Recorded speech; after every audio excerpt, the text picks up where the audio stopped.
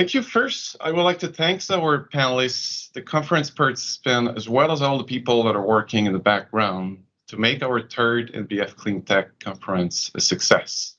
I'm very glad to join such a great group to discuss the importance of developing a North American supply chain for the next generation of batteries.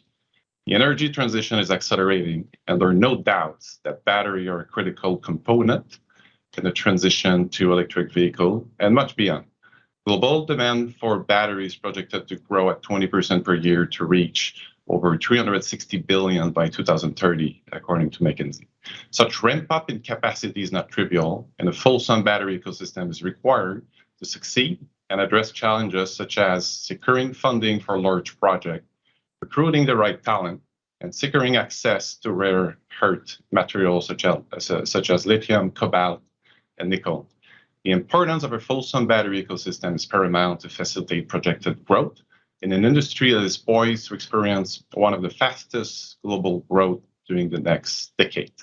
As such, I'm very pleased to share this panel with a very knowledgeable group that includes Soroush Nazarpour, the CEO of NanoXplore, Rob Wildeboer, Executive Chairman of Martinrea International. And I think it's worth noting that Soroush and Rob's organization have formed VoltaXplore, Quebec-based joint venture to develop and manufacture graphene-enhanced lithium battery cells for electric vehicle. Also on the panel, we have Jean Francois Beland, VP Ressources Quebec at Investissement, Quebec.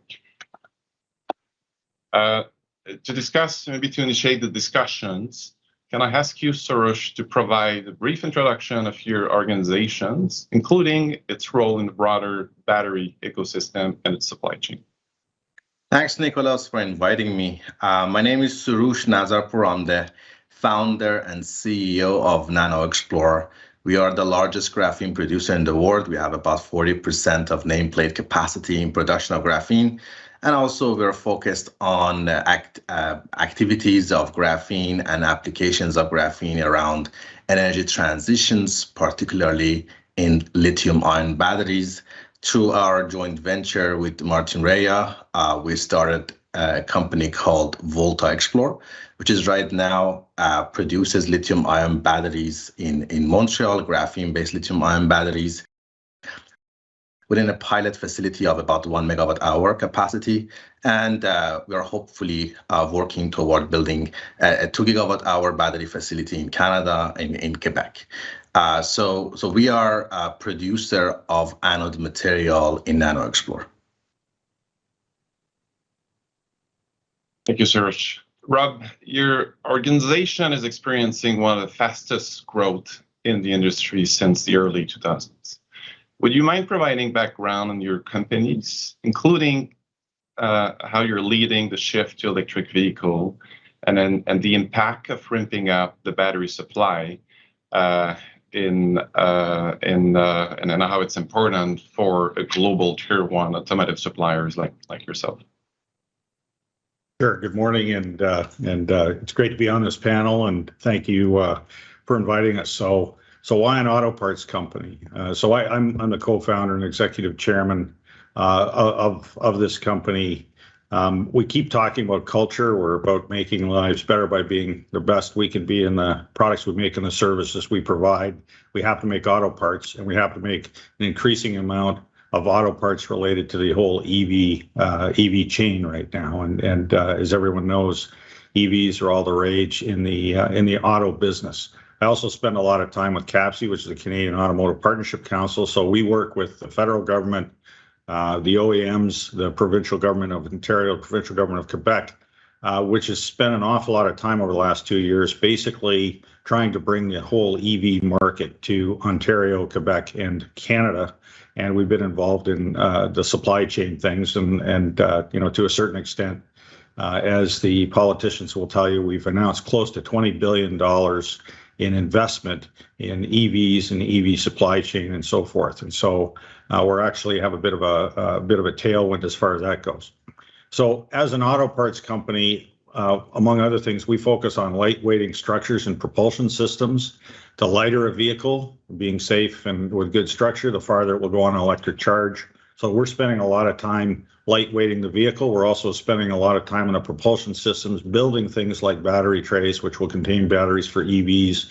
And I would say that the bulk of our contract wins over the last couple of years have been in EV nameplates. So internal combustion engine and EV, we actually have a tremendous opportunity to add content per vehicle to the EV supply chain. So we see it as a supplier a little different than some of the other suppliers. We don't actually, mine the cobalt or the nickel, but we use a lot of that and put it together, not just in the batteries, which we work with NanoXplore on, but we do it in connection with the products that we make, so that it's tailored for the EV.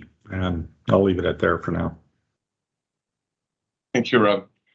Jean-Francois, I regularly meet with clients and refer to the importance of receiving support to fund large initiatives in today's competitive world.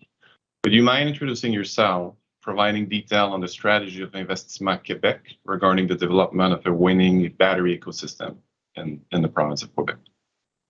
Yes, merci. So essentially, Investissement Quebec is the bank of the state of Quebec, where essentially we are financing with different tools, traditional banking tools, equity, debt, quasi-equity, loan.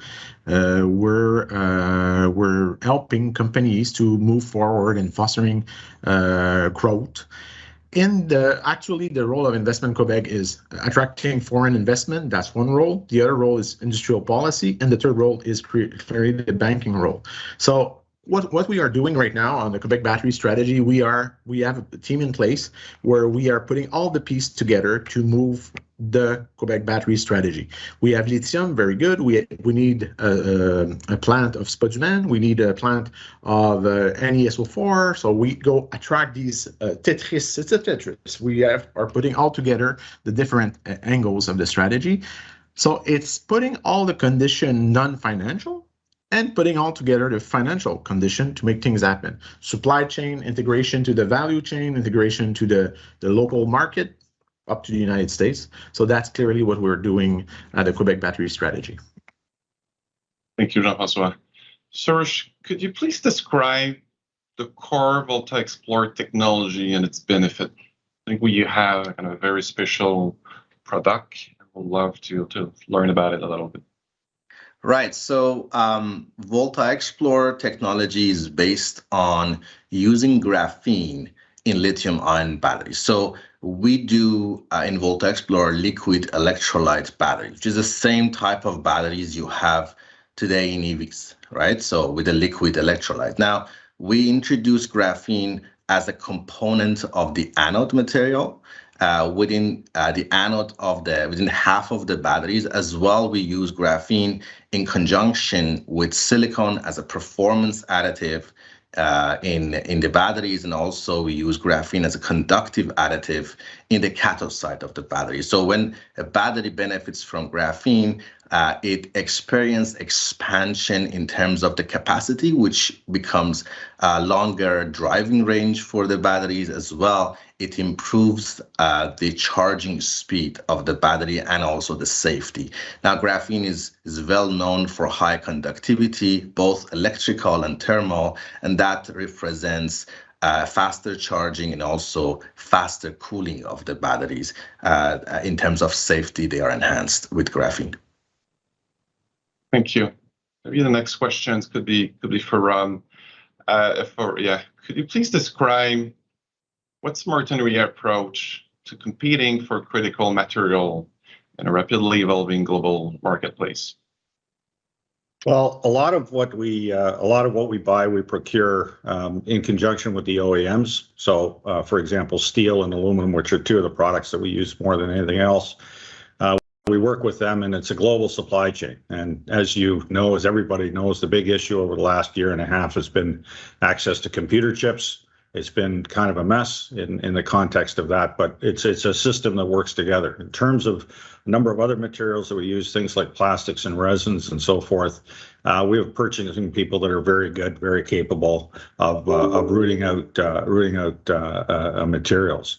I would say that what we've seen since the pandemic and a lot of the lockdowns, a lot of the different policies. We've seen a lot of stress in the supply chain. We've seen the stress in the financial viability of a number of suppliers. We've seen a lot of stresses just in terms of transportation, getting cross-border and everything else. Our people have become, quite adept at procuring materials.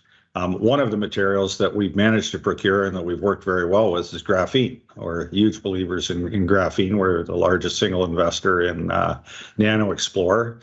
We've worked with Soroush and his team to help build a plant and that type of stuff. And that, in our view, is one of those critical elements that we can use in our manufacturing production. We've actually produced an industry first graphene-enhanced brake lines. We can also do fuel lines, and that product is actually won a PACE award, which is the leading technology award for the automotive industry. Effectively, NanoXplore and Martinrea folks collaborating and putting it on Ford and General Motors trucks. We don't source, lithium directly or anything like that, but in that context, I would say the critical mineral purchasing would be more done by VoltaXplore as we build batteries. Thank you. Jean-Francois, if you could elaborate a little bit on what are the main challenges that Quebec and Canadian players face in building a successful energy transition ecosystems? There's the main three problems, issue we have. The first one is competition. Obviously, where everybody are competing for gigawatts factory, another cell factory, or lithium capacity to do pre-con. So clearly there is competition, and when we see this coming from United States with the IRA, it's the type of competition we're facing day to day. But there's other advantage, strong advantage we have in Quebec. So it's at the end it's neutral. We're well positioned. There's clearly the scarcity of workforce. The electrical vehicle industry, it's not like the auto industry where it was mechanic engineering. It is chemistry now, and we don't have enough chemists. We didn't train enough chemists in the last decades to sustain all the growth going exponentially right now in Quebec. So that's the main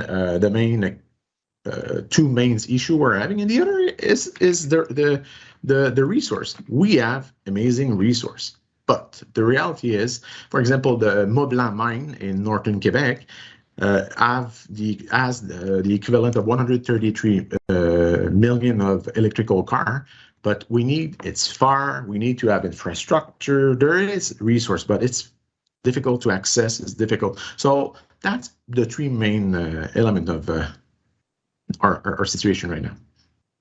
Thank you, Jean-Francois. In the same line of thought, Soroush, can I ask you to elaborate around what's NanoXplore's supply chain and sourcing strategy? What are the key challenges that you see in achieving your goal in this regards? Right, so we can break that question to two parts. One is in NanoXplore and the other one is in VoltaXplore. So NanoXplore, the main feedstock for us is natural flake graphite. So we already have small production in North America, and there are planned natural graphite mines to come in production the next couple of years. So we think that we can have a pretty decent access to the feedstock and raw material of graphite for NanoXplore. Now, if we shift that question to VoltaXplore, Volta is buying anode material, cathode material, electrolyte, and also the accessories around that for the lithium-ion batteries like separators and so on. So NanoXplore will be a supplier of the anode material to VoltaXplore, but on top, Volta requires access to cathode material. So Volta does not buy raw materials individually, and that the target for Volta is to procure cathode material. The target cathode material for us is a combination of nickel, manganese, and cobalt in different chemistries, which is dependent on what the customer requirement is. But the raw material like nickel, cobalt, and manganese are needed for VoltaXplore. Now, if you look at the lithium-ion battery market in 2030, there is the expectation of having up to 700,000 gigawatt hour of capacity in North America, which requires a lot of different raw materials like nickel, cobalt, and manganese. And I think Quebec and Canada by itself is well positioned to support those mining projects, to support VoltaXplore and companies such to have access to the cathode materials. Thank you. Rob, could you provide us colors around what's the importance of the VoltaXplore joint ventures in Martinrea overall energy transition strategy? Yeah, I think as I indicated, we try and make people's lives better in a lot of different ways. I know that, and that leads us into different technologies. So first of all, we're huge believers in graphene. We've invested in it for a number of years. We believe that graphene-enhanced batteries are better batteries. We think that that's a tremendous opportunity for NanoXplore in the context of graphene production. And so with that hat on as an investor and so forth, we think that's a great opportunity. The second thing is that in order to show that opportunity, we worked with Nano on a 50-50 JV to build a demonstration plant to actually show that. And we believe the technology works, and we believe that that technology is compelling for any battery manufacturer at such point as, there's enough graphene for them to use and so forth. That demonstration plant and that technology itself has value and potentially tremendous value.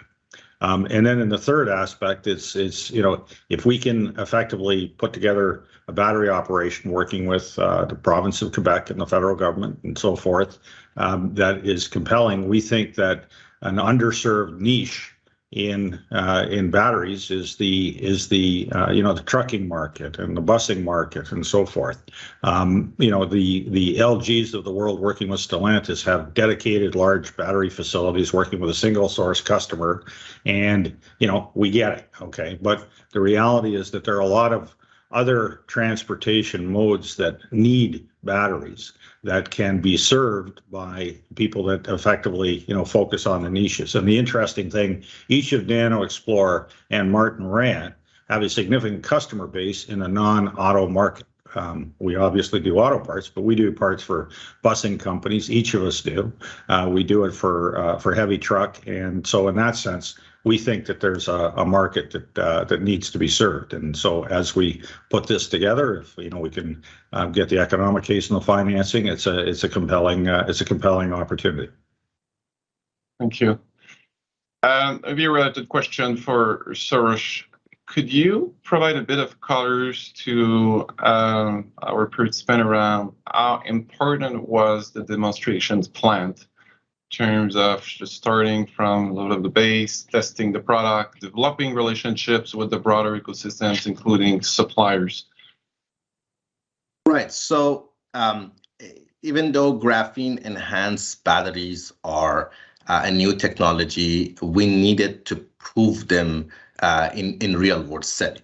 So the liquid electrolyte batteries are well known, but these chemistries, are very different when you look at them in a lab environment and when you convert it to the real batteries and you want to test them in real vehicles, right? So for us internally to justify the further investment in VoltaXplore, we needed to produce the batteries and test them and make sure they're real and they work in a real world environment. So that was the focus for us to do the 1 megawatt facility, which by itself is very unique in Canada. There are not many of those batteries in North America as a whole. So these batteries are producing right now batteries with the 18650 format, which are like a bigger double A cylindrical shape. And many of the products out there, they use these type of dimension like electric scooters and electric bikes. These are a type of systems that they benefit from 18650. So for us, this was one of the requirements to go to the next stage, is to make sure we can build batteries and they represent performances that we saw first day in our laboratories. Thank you. Jean-Francois, could you provide us color around how can IQ best support local players to compete within the rapidly evolving global market with some supply constraint? How do you see yourself acting in this? Yeah, but essentially it's, and I think our colleagues on the panel, we have know what we are able to do. First of all, we're agile. Even we're quite agile when we company have projects, acquisition, merger, other to market, to reach new market need. So we're helping them financing project. We're helping them also attracting investment, but also we're also helping them exporting a new project. So it's a big swift knife approach where we're able to do essentially everything. And it's strange to say, but exactly the word agile and rapid is fundamental in what we're doing. Some company arrive, present us a project on Monday, and at the end of the week, we are working on a business case. We're working on financing condition. We're able to do what we need to do. And we're also able to take risk. We're not risk averse, but we're not crazy on risk. It's really a good position where we stand in the middle and we are able to understand risk, take risk to help company grow. That's it. Thank you. Another questions for Soroush. We talked or briefly discussed the Inflation Reduction Act. Could you please provide, in your view, what the seemingly aggressive U.S. regulations mean for Canadian battery ecosystems? How do we approach that in a market like that? Right. So Inflation Reduction Act is a policy that's supposed to support different part of the value chain of the batteries. It starts from the critical minerals, battery production itself, and goes all the way to subsidies for purchasing electric vehicles and also producing EVs in North America, particularly in US. So some part of the program includes Canada, but some other parts, especially the part related to producing batteries, is focused on US, right? What this type of programs do is to absorb all those type of investment projects in North America and bring them all to US. Now, on the battery production, they are supporting by $35 per kilowatt hour of battery production for a pretty long period of time, from up to 2030, and there are discussion also to extend it for another 2 years afterwards too. So this type of programs make building batteries, which are pretty capital intensive projects, very feasible in US. And what we have seen so far is it impacts different part of the supply chain of the batteries. For instance, quickly after the announcement, we have heard that Panasonic, for instance, announced 2 new gigafactory in US and a large expansion of the production capacity for them, and also a couple of other battery makers. What it does in the short term is it pretty much covers the capex for those type of gigafactories and capital requirements for that plants. But also in the long term, it increases the supply and forces the price per kilowatt hour down in order to become EVs to become more competitive with the internal combustion engines, right? So this is a very competitive program. I think there's a lot of politics involved around that, and if it actually continues for that period of time, but this just accelerates the EV supply chain as a whole in North America. Thank you. Your next questions for Rob.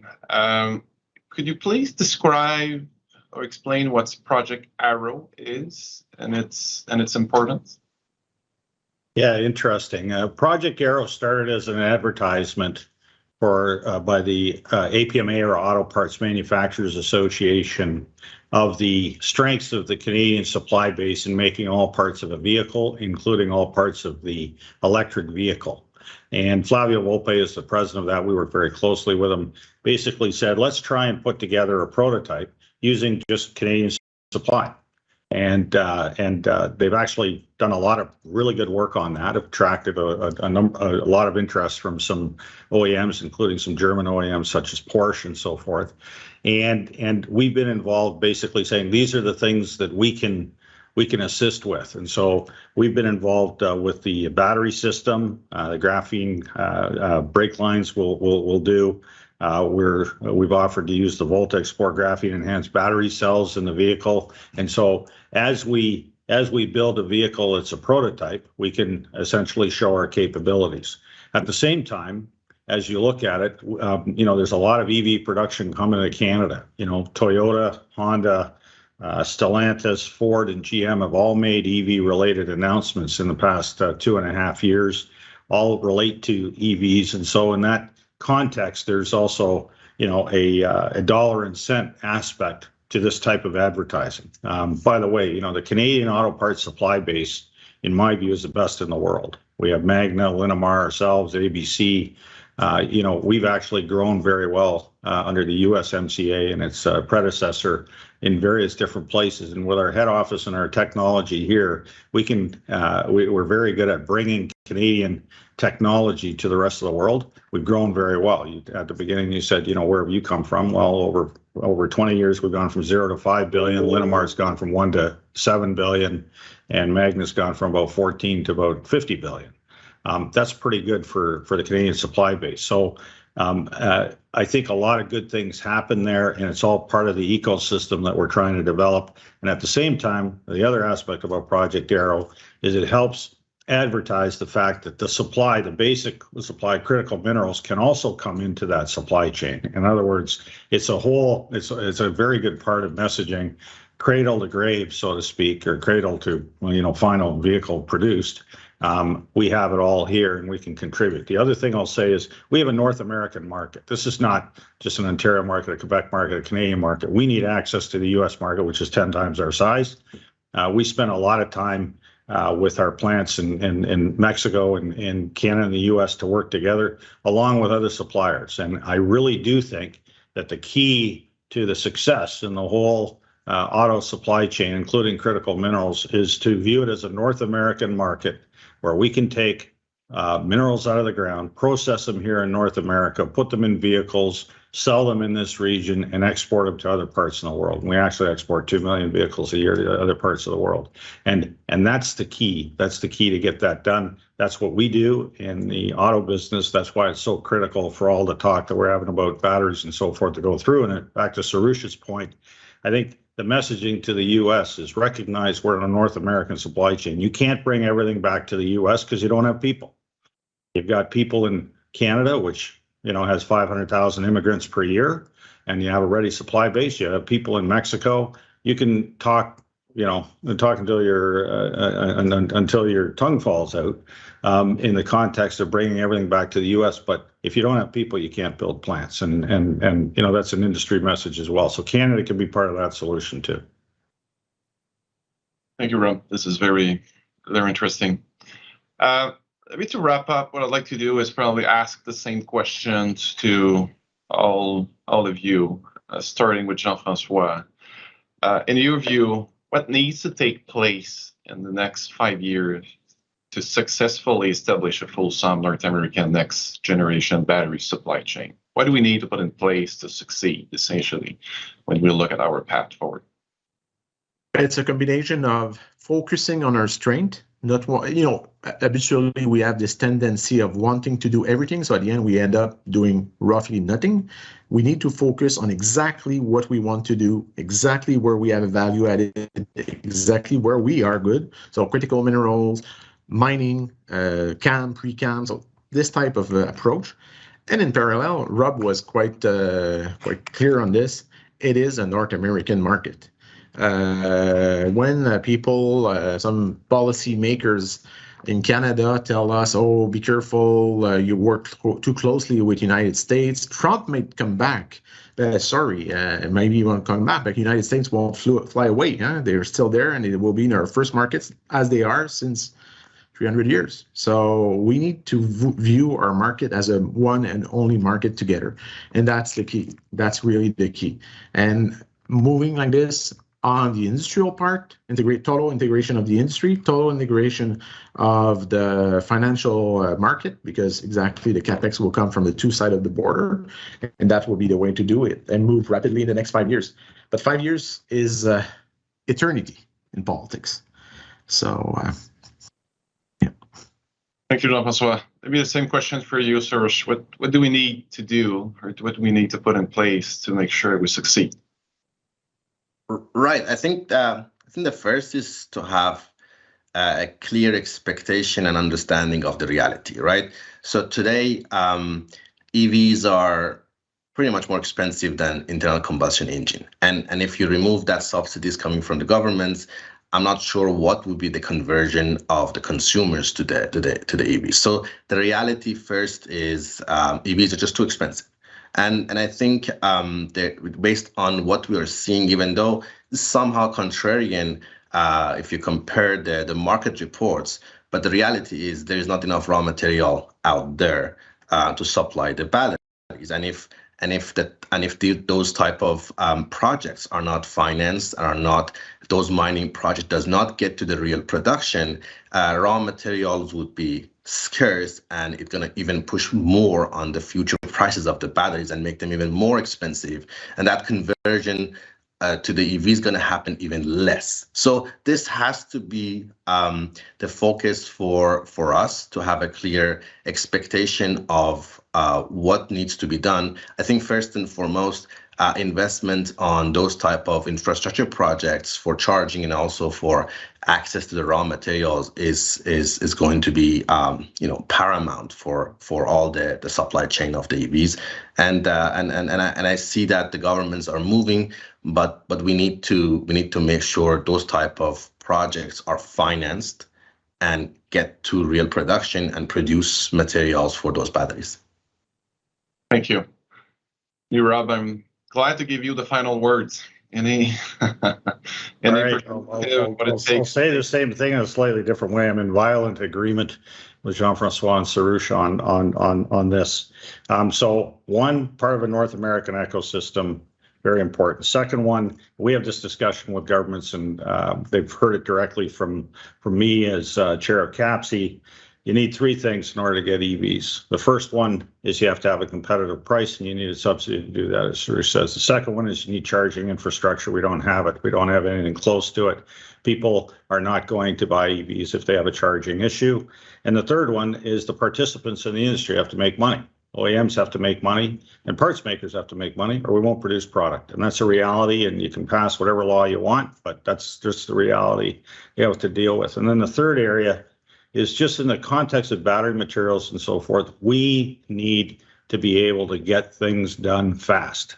You know, there was an article in the Globe yesterday. We put a railway across this country in 5 years.